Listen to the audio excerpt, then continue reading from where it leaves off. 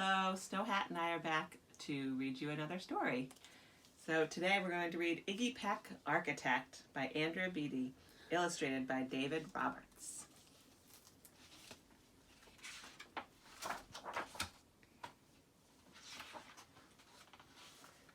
Young Iggy Peck is an architect, and he has been since he was 2, when he built a great tower in only an hour with nothing but diapers and glue. "Good gracious, Ignatius," his mother exclaimed. "That's the coolest thing I've ever seen." But her smile faded as fast as a light wind blew past, and she realized those diapers weren't clean. "Ignatius, my son, what on earth have you done? That's disgusting and nasty. It stinks." But Iggy was gone. He was out on the lawn, using dirt clods to build a great sphinx.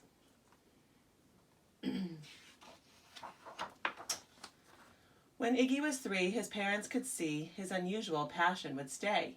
He built churches and chapels from peaches and apples, and temples from modeling clay.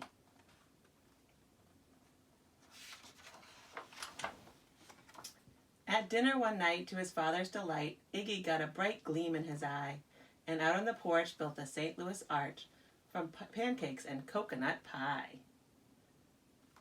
Pretty impressive.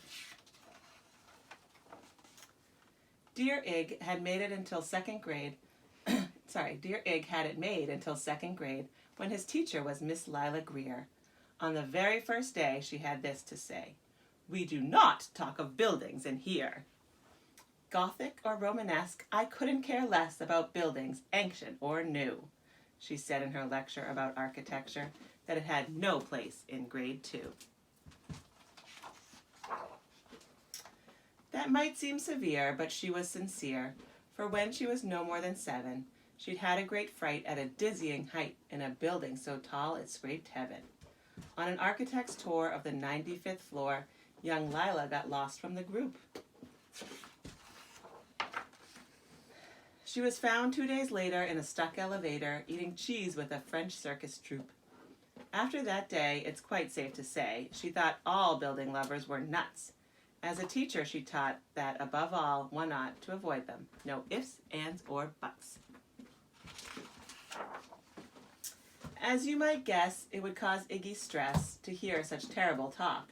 But he didn't hear. He sat in the rear while building a castle of chalk. "You, Iggy Peck, your desk is a wreck. Tear down that castle right now. You will not build in here. Is that perfectly clear? Do you need to see Principal Howe?" She doesn't seem like a very nice teacher.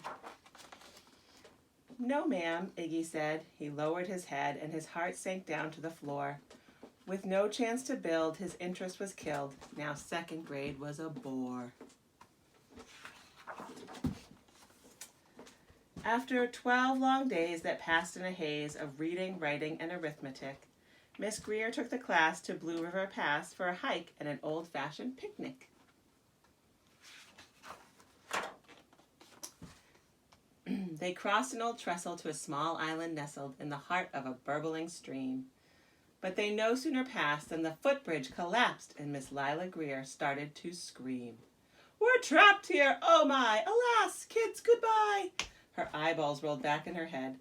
She dropped to the ground with a vague groaning sound. Luckily fainted, not dead. The class was amazed. They stood there quite dazed, uncertain of what they should do. But one bright young man was off hatching a plan, which started with Miss Lila's shoe. Soon each lad and lass there at Blue River Pass was working together as one. He drew his plans in the dirt with a stick, and then he got his team working together. And when she came to, Miss Lila Greer knew that something quite brave had been done. Boots, tree roots and strings, fruit roll-ups and things, some of which one should not mention, were stretched ridge to ridge in a glorious bridge dangling from shoestring suspension. It all became clear to Miss Lila Greer as she crossed that bridge over the stream. There are worse things to do when you're in grade 2 than to spend your time building a dream.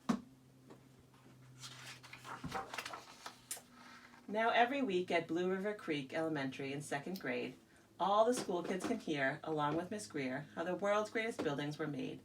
The weekly guest speaker in t-shirt and sneakers talks of buildings from Rome to Quebec. Of course, he's the guy who builds towers from pie, that brilliant young man, Iggy Pack. See you later.